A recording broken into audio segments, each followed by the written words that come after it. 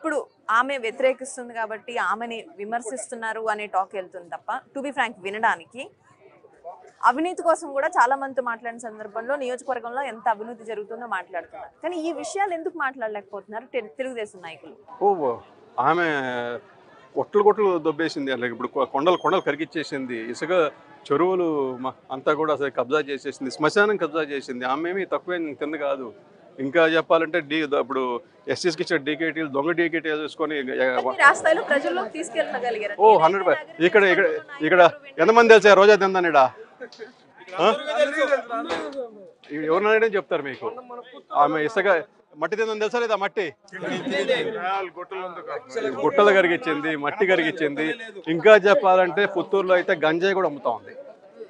అంత పనికిమాల మనిషి ఆమె. ఇంతకుముందు ఎప్పుడు మన పుత్తూరులో గంజాయి అలాంటి దానికి తావులేదు. ఇక్కడ ఇంజనీరింగ్ కాలేజ్ ఎక్కువ పుత్తూరులో, దరిదాపుల్లో 3 ఉన్నాయి. ఈ ఇంజనీరింగ్ కాలేజ్ ఎక్కువ కాబట్టి స్టూడెంట్స్ సహజంగా ఎక్కువ ఉంటారు. ఇంతకుముందు తెలుగుదేశం పార్టీ ఉన్నప్పుడు ఎప్పుడు కూడా గంజాయి అనేది కనిపించేది కాదు. ఇప్పుడు ఏ వీధికి పోయినా, ఏ కాలేజీకి పోయినా, ఏ కుర్రోడి దగ్గర చూసినా గంజాయి అనేది మామూలు అయిపోయింది. ఆమె లేకపోతే ఇప్పుడు వితౌట్ హర్ కన్సెంట్ ఆమె ఇది లేకుండా అది ఎట్లా అంత విస్తృతంగా దూకుతుంది? అది ఏదో సిగరెట్ ప్యాకెట్ దూకినట్టు గంజాయి తీసుకొని పోతున్నారు ధైర్యంగా. అది కూడా అండ్ ఇప్పుడు దాకా కేసులు బుగ్గావు, పట్టుకోరు. అంటే పూర్తిగా అంటే పుత్తూరు భవిష్యత్తు కూడా కాలరాద్దాం. ఎందుకంటే ఇంజనీరింగ్ కాలేజీలో ఉండడం వల్ల చాలా యాక్టివిటీ జరుగుతుంది ఇక్కడ. దాన్ని కూడా క్లోజ్ చేద్దామని చూస్తాం స్లోగా. సో మీరు జనం దగ్గరికి వెళ్ళినప్పుడు మండలాలను కనెక్ట్ చేసే లింక్ రోడ్లు, సో సాధారణంగా హైవేలో ఉన్న చోట అక్కడ నడిచిపోతుంది, కానీ పంచాయతీ రోడ్లలో ఉన్న దగ్గర కూడా సమస్య లేదు. కానీ మండలాలను కలిపే రోడ్లు, ఇంటర్ రోడ్లలో ఎక్కడా కూడా నేను ఇప్పుడు వస్తున్నప్పుడు కూడా చాలా రోడ్లలో అదే సిచ్యువేషన్ చూసాను. మీరు జనంలోకి వెళ్తున్నప్పుడు వాళ్ళు వీటి కోసం మిమ్మల్ని క్వశ్చన్ చేస్తున్నారా? డెఫినెట్గా. ఇప్పుడు కొంతమంది ఏంటంటే ఇప్పుడు కొంతమంది పెద్దవాళ్ళు వస్తారు.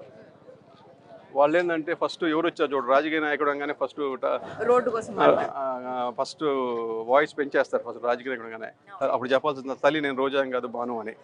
మళ్ళీ కూల్డౌన్ అయిపోతాను ఇప్పుడు. ఎందుకంటే ఆమె కమిషన్ల కోసం రోడ్లన్నీ కూడా పెద్ద వెహికల్స్ తిరుగుతున్నా కూడా పట్టించుకోకుండా, ఎందుకంటే పెద్ద వెహికల్స్ రోడ్డు మీద తిరగకూడదు. ఆ roads they are not design for heavy vehicles. ఆ హెవీ లోడ్స్ వేసుకొని రోడ్డు తిరుగుతూ ఉంటే రోడ్లు ఊడిపోతాయి. తిరిగారు, అట్లీస్ట్ రోడ్ రిపేర్ చేస్తుంటే అది దిక్కులేదు. ఇవాళ మాకు నడుము నొప్పులు, కాళ్ళు నొప్పులు అంటే మా రోడ్ల మీద రాకుండా ఏమవుతాయి? ఇంకా రాత్రుల పూట అయితే అసలు ఇంటికి పోవాలన్నా ఇబ్బంది, ఎందుకంటే ఆటోలు పోవు. ఆ రోడ్ల మీద మేము రామని చెప్పేస్తున్నారు. ఇవాళ పూర్తి కనెక్టివిటీ, మీరు అంటున్న రోడ్ల కనెక్టివిటీ కాదు, ఇప్పుడు ఆటో కనెక్టివిటీ కూడా బంద్ అయిపోతూ ఉంది. ఏ రోడ్డు వేసిన పాపాన పోలా ఈ 5 yearsలో, ఏ ఒక్క రోడ్డు వేసిన పాపాన పోలా.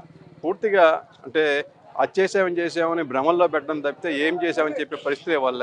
ఏదనంటే మటుకు ఆయన అంటాడు మాకు సాక్షి ఏ మీడియాను మాకు లేదంటాడు. సాక్షి ఎవరిది, సాక్షి పేపర్ ఎవరిది, సాక్షి టీవీ ఎవరిది? ఇంకా ఇంతకన్నా అబద్ధం ఏంటి అసలుకి?